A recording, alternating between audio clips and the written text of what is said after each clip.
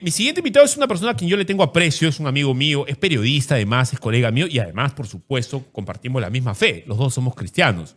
Y lo hemos invitado porque hay varias cosas de las que me gustaría hablar. Pero él tiene un tema interesante que quiere poner en tapete. Primero quiero saludarlo a Pepe Farfán, que además es un hombre a quien le tengo aprecio y admiración porque ha hecho algo que yo no he podido hacer hasta ahora.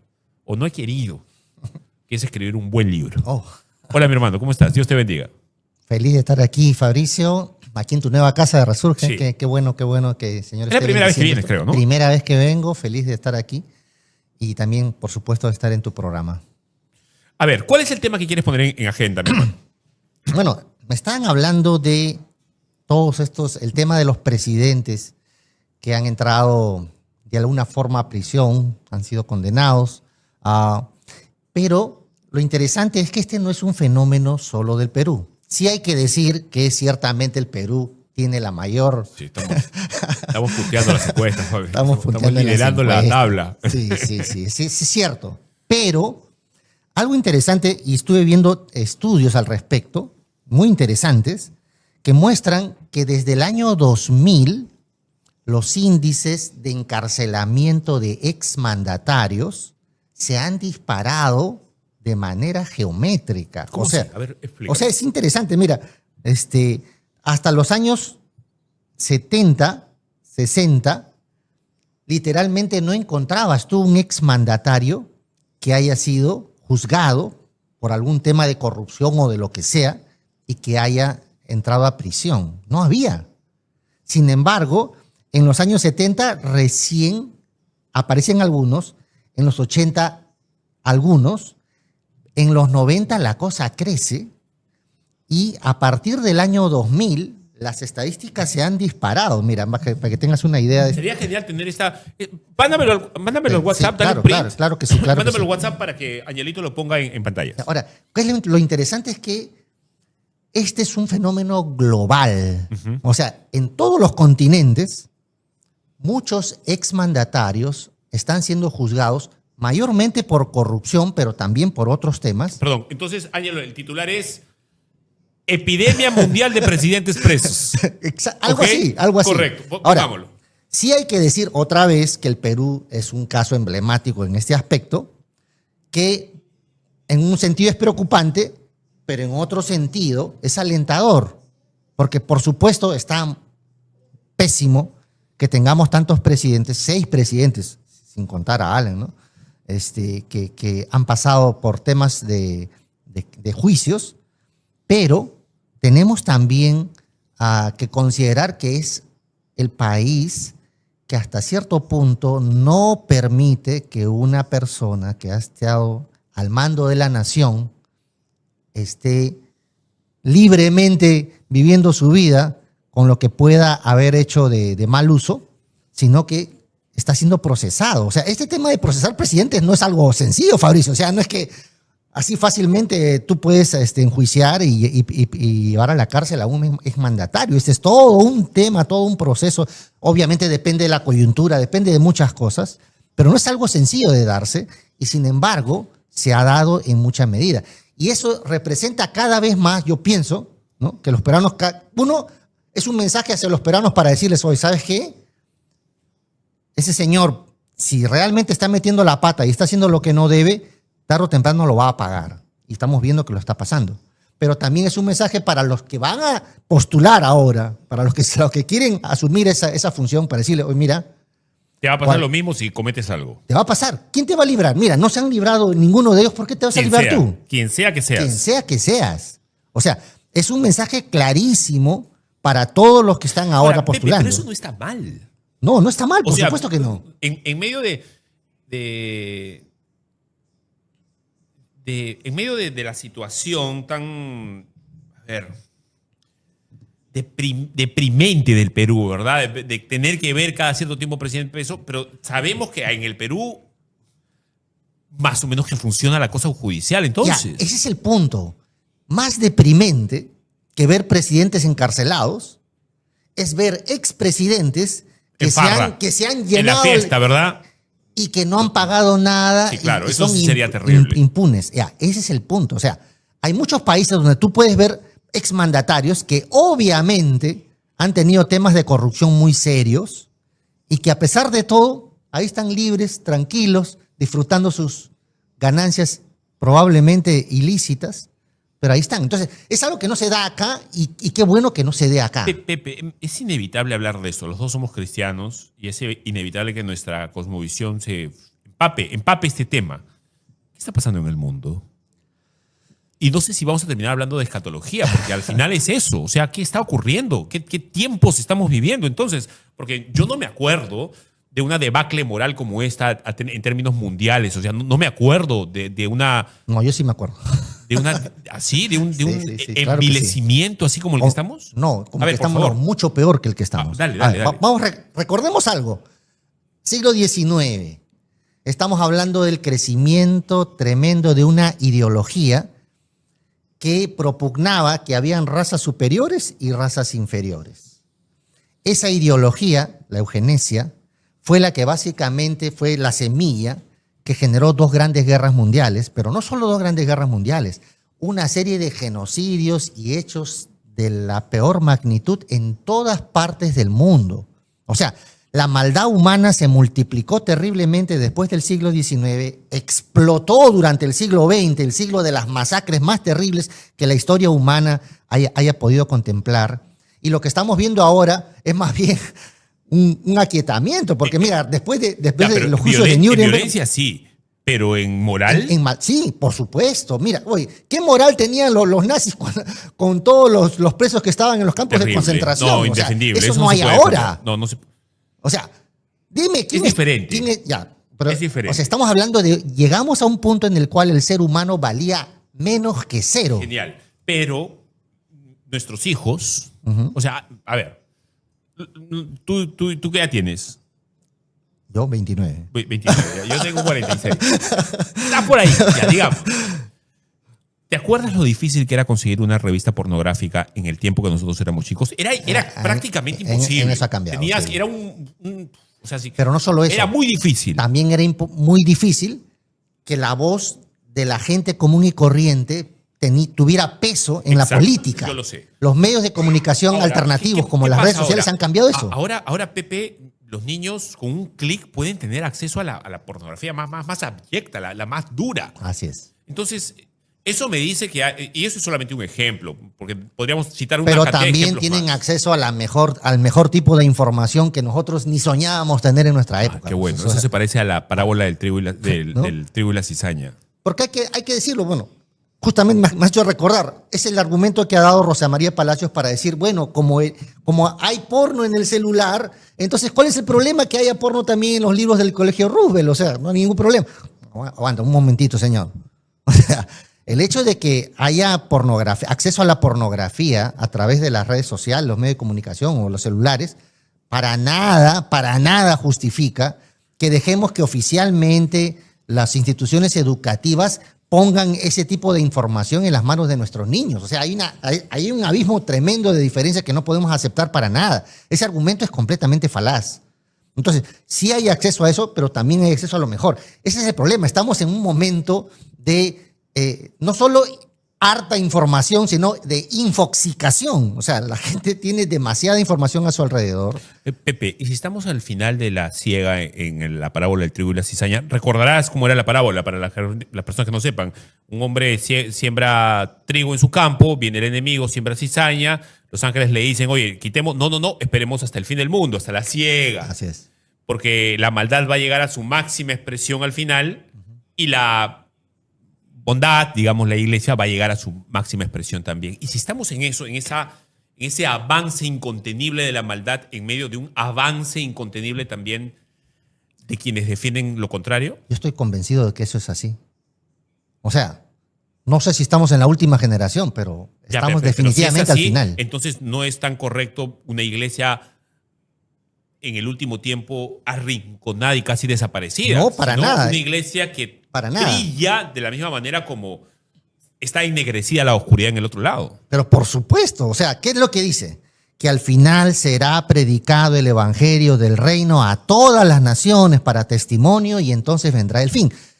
¿Cómo puedes pensar en un movimiento planetario de predicación del evangelio O sea, a ese nivel, a un nivel global, que no implique una iglesia militante que esté haciendo su labor. Es imposible, ¿no? Uno no concuerda con lo otro. Definitivamente, al final de los tiempos, la iglesia despertará y será realmente vocero de la verdad. Eso es necesario para que la profecía se cumpla. Si no, ¿cómo hablas pues de una predicación global del evangelio al final? O sea, sería imposible. De hecho, hasta yo pienso que hay países enteros que, ganados para el evangelio, van a ser como baluartes en el planeta, que desde ahí se va a anunciar. Sí, pero probablemente no sean las grandes quizás sí, ¿no? El Señor lo puede hacer, pero quizás sean pequeños países, ¿no? Claro que insignificantes, si tú lo quieres, que brillen Así es. realmente mucho. Mire, no sé cuántos saben que en estos momentos en el África hay un movimiento de evangelización impresionante. Solo escuchamos de que están atacando a los cristianos, de que están matando a cristianos, etcétera. Pero ¿por qué lo están haciendo? Justamente porque hay un crecimiento explosivo en el África en este momento. Es más, hay un crecimiento explosivo de conversión de musulmanes al cristianismo, algo que nunca se había dado. Hasta inclusive se habla de un crecimiento explosivo de conversión de judíos al cristianismo. Y esas cosas que no pasaban antes muestran de que definitivamente estamos en tiempos muy especiales. ¿Sabes qué también? En breve viene Poppy Olivera. Le voy a preguntar por esto al candidato, porque... Y te voy a dejar hablar, Poppy. No va a ser como la vez pasada en Mostritos y Pirañas. Te voy a dejar hablar ahora. En breve viene Poppy para estar con nosotros, con la escoba. Con la escoba, ok. En breve... y también está ocurriendo algo interesante, Pepe, que veo cada vez más gente que no es cristiana y que incluso es atea, que está diciendo, ok, yo no creo, me parecen cuentos de hadas y todo lo demás, pero no puedo negar que la civilización, o sea, lo mejor de la civilización, los grandes avances, los grandes logros, incluso el buen vivir que nos propone esta civilización, aunque a veces no se logra, pero se propone, parte de una base cristiana. Definitivamente. O sea, eso creo que no lo podemos negar. No solo no se puede negar, o sea, hay cantidad de estudios y especialistas que lo han dicho con toda claridad. O sea, estamos viviendo en una era post-cristiana que de alguna forma anhela todas las ventajas y las virtudes que significó el cristianismo en el momento en que fue consenso social. Y de hecho, por eso digo, hay una especie de necesidad de retorno hacia esos valores. Y es lo que estamos viendo. O sea, en Latinoamérica hay un crecimiento impresionante de las iglesias. Está pasando en África, está pasando en Asia. Es increíble. En la China comunista, en un país donde el cristianismo es perseguido completamente, hay una iglesia subterránea que está creciendo explosivamente. Eso es maravilloso. No lo dicen, lo ocultan y todo, pero está pasando. Yo siempre lo menciono porque la data me parece contundente. En 20 años, a esta ratio de crecimiento en la iglesia subterránea en China, el número de cristianos en China va a sobrepasar el número de militantes del Partido Comunista en ese país. Lo cual te dice que ciertamente lo que dijo Tertuliano en el siglo II es cierto. La sangre de los cristianos es semilla de la iglesia. O sea, parece que estamos como... programada la iglesia está de una manera, está hecha para que mientras más persecución y más oposición haya, es una gasolina, crece más. Bueno, recordemos lo que pasó con el Imperio Romano, que perseguía a los cristianos al comienzo. Y en el siglo IV se rindió, cayó a los pies y cedió. Y toda Europa fue cristiana por causa de eso. O sea, ¿por qué no puede pasar? Ya ha pasado en la historia. Y los cristianos de China, en el momento en que alcancen conciencia de su peso demográfico, probablemente hagan que las cosas cambien allí también, podría ser, porque el gobierno chino está haciendo un tipo de sociedad completamente controlada que ya llega a exasperar a muchos de sus ciudadanos. A ver, Pepe, quiero preguntarte por un par de cosas también. ¿Cómo estás viendo la coyuntura actual? Tú eres un periodista sesudo. ¿Cómo estás viendo las cosas que están pasando alrededor, por ejemplo, del presidente Geri? Lo están acusando de ser chaucero. Yo no sé si o sea, sí es chaucero un poco, pero Mira, ¿qué más le podemos pedir a alguien que le cayó la presidencia casi de coincidencia y tiene tan poquita vida que va a acabar en abril? Sí, cierto. Mira, bueno, en julio, pero en abril ya prácticamente está todo definido. Yo he visto las estadísticas, las encuestas, lo sitúan con una aprobación 55, aproximadamente. que es estratosférica comparada con la que hemos tenido en los últimos presidentes. O sea, eso es increíble. Para empezar, eso me parece un dato muy notable. Lo otro es que la vara está tan baja en el Perú en cuanto a la presidencia que basta que no metas la pata para que ya sea algo bueno, ¿no? Sin embargo, sí veo que está mostrando carácter. Mira, cuando entró yo tenía mis dudas porque dije, wow, este hombre tiene mochila que está trayendo y eso le va a pesar y probablemente van a pasar lo mismo de siempre, pero de pronto veo que empieza a tomar decisiones que tienen sentido, más allá de que sean efectivas o no, pues está ensayando. ¿Sí? Yo digo, este hombre le ha tocado una oportunidad histórica completa en su vida. ¿Qué? Que teniendo su mochila y siendo un congresista más que iba a pasar desapercibido en la historia, de pronto se encuentra con el cargo de presidente de la República y tiene la oportunidad de resarcirse de todos los errores que cometió atrás y tiene la oportunidad de tener unos meses y hacer todo lo que se tiene que hacer y dejar un legado a su país. Ahora, si ese señor entiende cuál es el propósito por el cual Dios le ha puesto en ese lugar, yo creo que podría llegar a ser una persona que los peruanos finalmente alguna vez aplaudan cuando se vaya, ¿no? Y hasta de repente postule otra vez. Creo que está pensando en eso. O sea, Jerez ya la tiene clara. Él dice, bueno, voy a dejar el mejor recuerdo posible, donde se pueda, y me voy a postular. Pero eso es lo que todos debieron hacer en algún momento. O sea, Y además que tiene sus 35 luquitas de por vida garantizadas, ¿no? ni tan garantizadas. Bueno, depende, ¿no? Bueno. Tú sabes, allá. Ahorita son garantizadas. Ahorita están garantizadas, ¿no?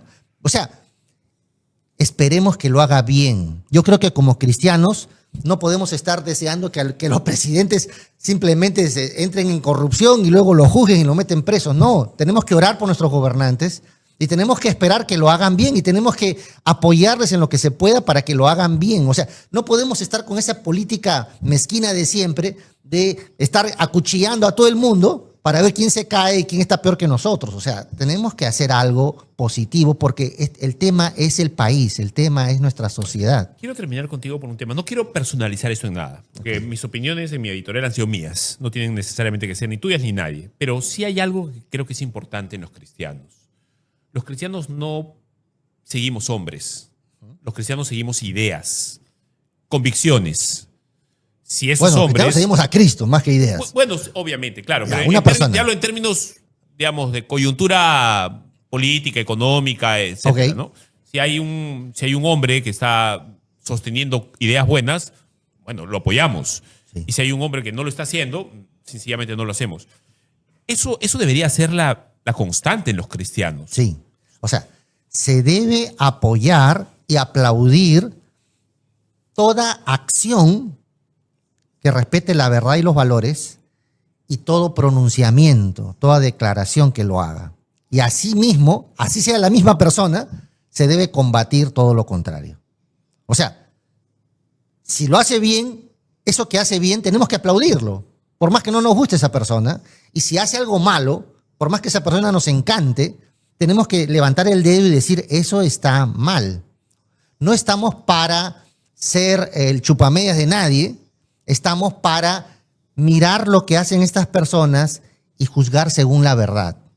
Y ojo, aquí hay un problema. Yo lo que veo es mucha polaridad. O sea, uno dice, no me gusta y todo lo que ve es malo. Todo. Esta persona todo lo hace mal, todo lo hace mal. O hay otro que dice, no, lo hace todo bien, todo bien. No es así. Los seres humanos no somos ni ángeles ni demonios. O sea, ya se parece a los que apoyan a Castillo, ¿no? Es que no es así. No es así. Pero ya hay cristianos así, que ya se radicalizan. O sea que no. Es como yo les digo, están como cableados. O sea, No.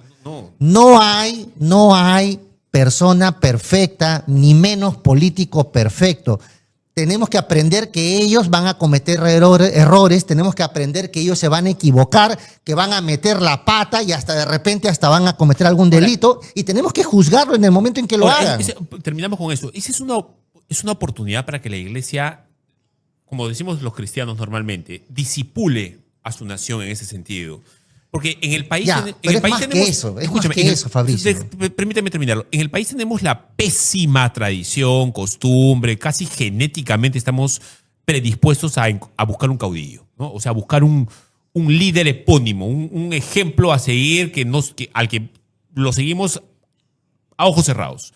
Creo que la iglesia tiene la oportunidad para enseñarle al país que eso no es así. Más bien, lo que tenemos que hacer es defender convicciones e ideas más que personas. Sí, pero mira, es más que eso. Mira, te voy a contar algo brevísimo. Yo estaba en la Sierra de la Libertad y llegué a un pueblito, no muy grande, pueblito, donde me encontré que había más de 80% de creyentes evangélicos. Más de 80% en ese pueblo. ¿Y sabes cuál es el problema que tenían? Que no estaban de acuerdo con su gobernante, con el alcalde, las autoridades del pueblo, porque tenía otras ideas.